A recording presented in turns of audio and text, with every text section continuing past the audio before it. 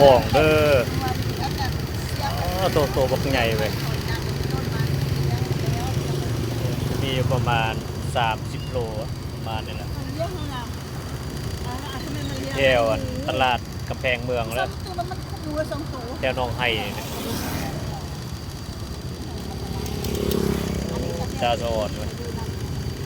เครื่องหางแดงว่านี่โตบักใหญ่เว้ยปลาโยนกับปลาปากปลาบึกเอียนกับปลาสกางให้ซื้อเอียนเนาะเนี่ยใหญ่ดีขนาดเลย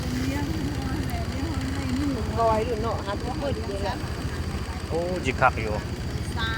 ก้อยเห็ดลาบเห็ดอันนี้นั่นพบกินแซ่บ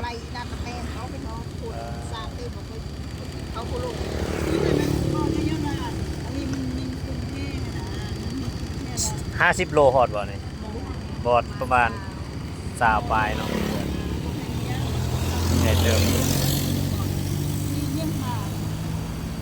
มาเด้อผู้ใดจะมาซื้อหน่อยอยู่ตลาดหนองไห้นี่ตลาดกำแพงเมือง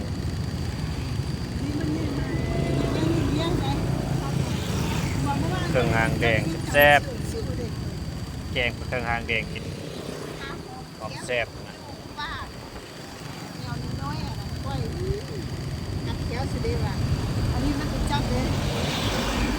ปลาบักลาย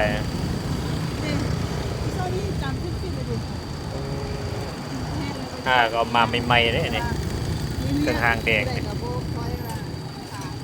ก็เอามาใหม่ๆเลยโตบักใหญ่เว้ย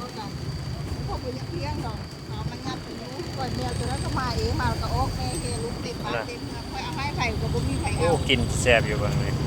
ผักอยู่เลย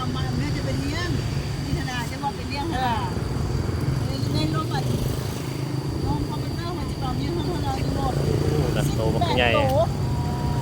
ตาสอดเว้ย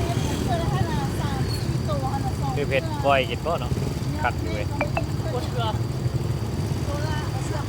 ตลาดแถวมาเนี่ยแถวน้องไห้ทำลายปลานะ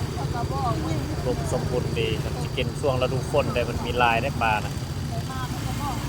กินโบเบิดหมดแล้วจะเบื่อกินแบบแซ่บ